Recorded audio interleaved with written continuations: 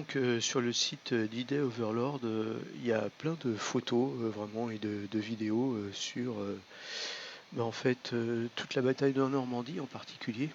euh, Après le jour du débarquement, puisqu'on va fêter les 80e anniversaire l'an prochain.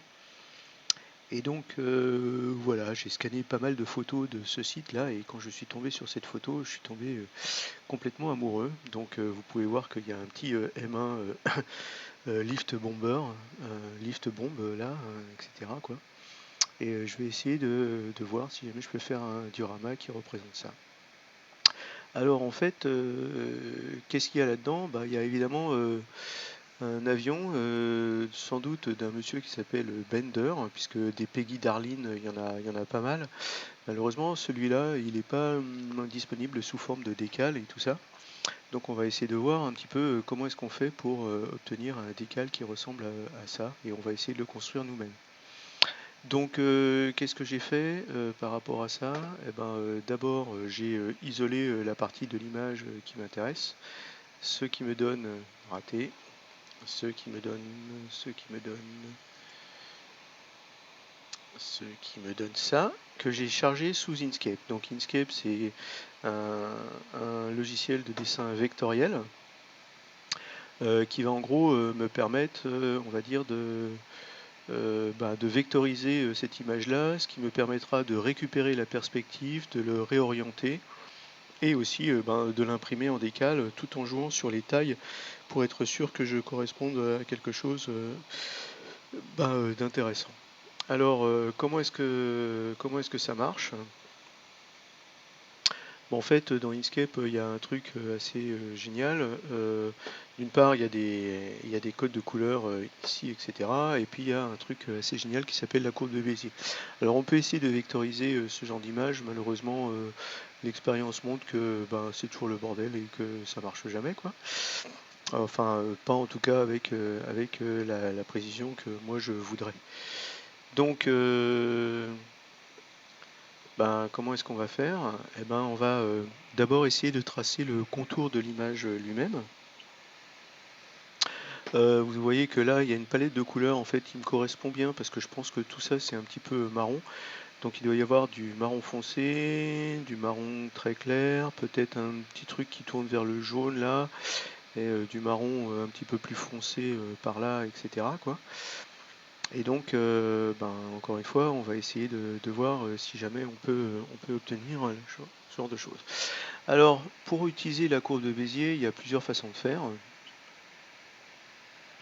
Mais en fait, là, moi, je vais utiliser une façon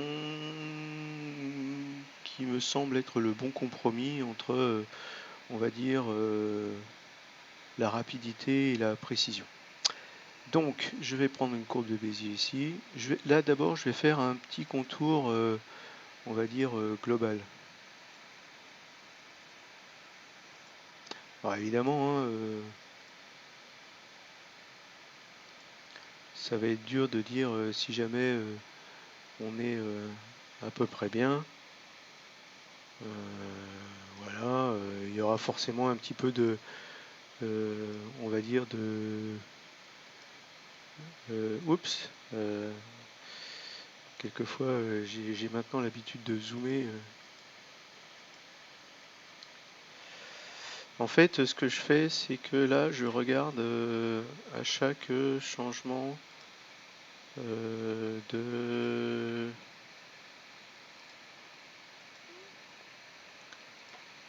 direction. Vous allez comprendre après ce que je veux faire par là. Alors, là, ouais, là, on va dire qu'il y a là, et là, je ferme la courbe de Bézier. Alors, il me remplit tout ça. Mais en fait, je vais le remplir avec quelque chose qui va être assez clair. Voilà. C'est du marron assez clair. Par contre, je vais le faire assez transparent. Par contre, en shift, en contour, je vais mettre pour l'instant un contour, euh, un contour qui va pas être blanc, mais qui va être noir. Est-ce que ça marche ça? Voilà. Et avec un petit truc de, on va dire, 1 mm pour l'instant. Voilà, ça c'est un petit peu trop fort. On va dire 0,5 mm pour l'instant.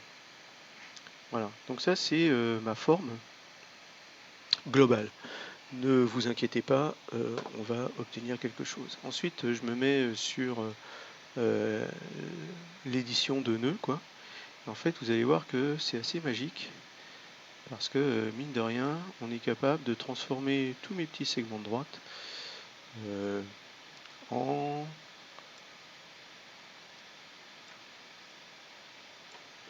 Voilà, donc là je pense qu'il m'en manque un, mais c'est pas trop grave. Voilà. Voilà, comme vous voyez, je fais tous mes petits segments de droite. Alors j'ai joué sur la luminosité aussi. Voilà, quand on double-clique en fait, on en crée un, je crois. Voilà, c'est ça. Donc voilà. Et si jamais on dit supr, eh bien on le supprime.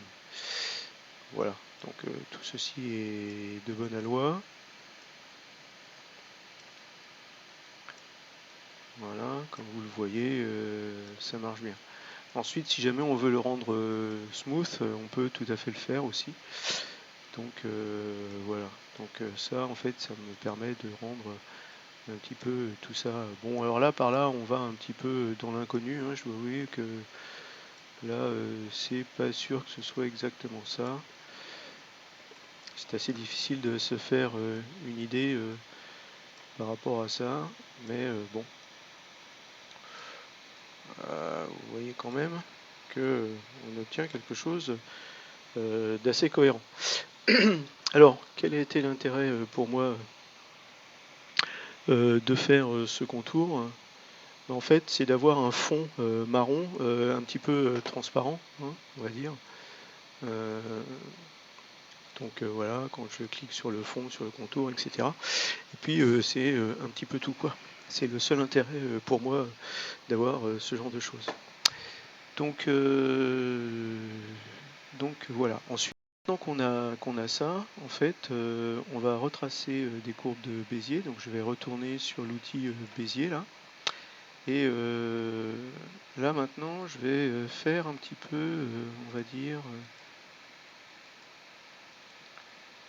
les contours comme cela. Voilà. Donc là en fait je vais prendre quelque chose de beaucoup plus subtil, 0,25. D'accord. En contour, ben, je vais le faire, enfin voilà quoi. Bon bref, c'est pas très grave.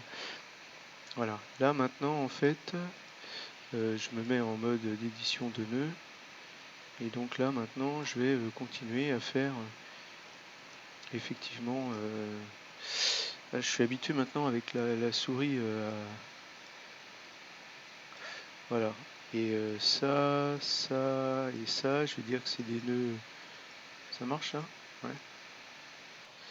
Donc voilà, je vais continuer. Là par exemple à côté il y aura un contour qui lui sera beaucoup plus dans